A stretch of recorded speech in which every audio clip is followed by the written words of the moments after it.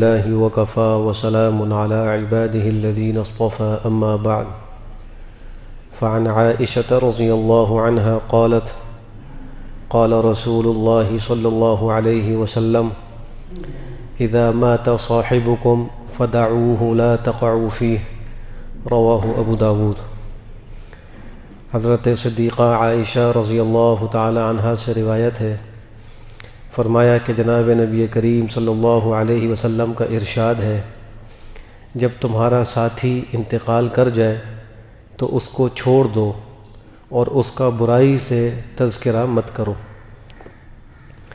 ایک حدیث میں آپ نے فرمایا کہ اذکروا محاسن موتاکم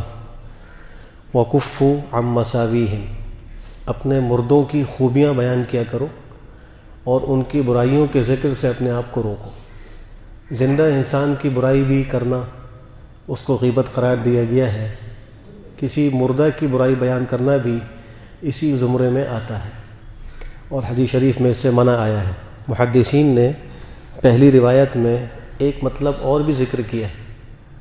اور وہ مطلب یہ ہے کہ یہاں صاحب سے مراد خود جناب نبی کریم صلی اللہ علیہ وسلم کی ذات مبارکہ ہے،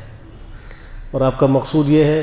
کہ دیکھو جب تمہارے ساتھی یعنی میرا انتقال ہو جائے تو میرے فراق میں زیادہ غمگین نہ ہونا کہ تم دین کا کام چھوڑ بیٹھو اور اسی غم میں گھلتے رہو اور پریشان رہو، بلکہ اصل کام تو یہ ہے کہ جو اللہ نے احکام دیے ہیں ان کو بجا لاؤ اور جن سے منع کیا ان سے رک جاؤ۔ تو ایک دوسرا مطلب یہ بھی ہے، اسی مرنے والوں کے معائب کو بیان نہیں کرنا چاہیے، اگر کوئی عائب دیکھا بھی ہو تو اس کو چھپانا چاہیے۔ علماء نے یہاں تک ذکر کیا ہے کہ اگر کبھی غسل دیتے وقت، میت کو غسل دیتے وقت اس کی کوئی برائی یا کوئی ایسی چیز سامنے ظاہر ہو تو غسل دینے والے کو یہ حکم ہے کہ اس کا بھی اظہار کسی کے سامنے نہ کرے،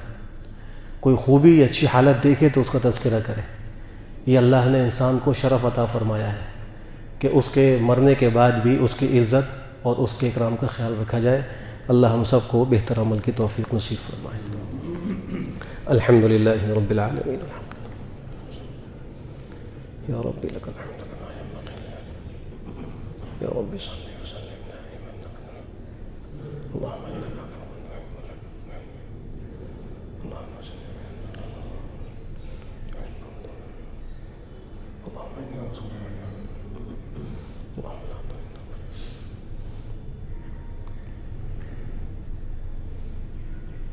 برحمتك یا ارحم الراحمین۔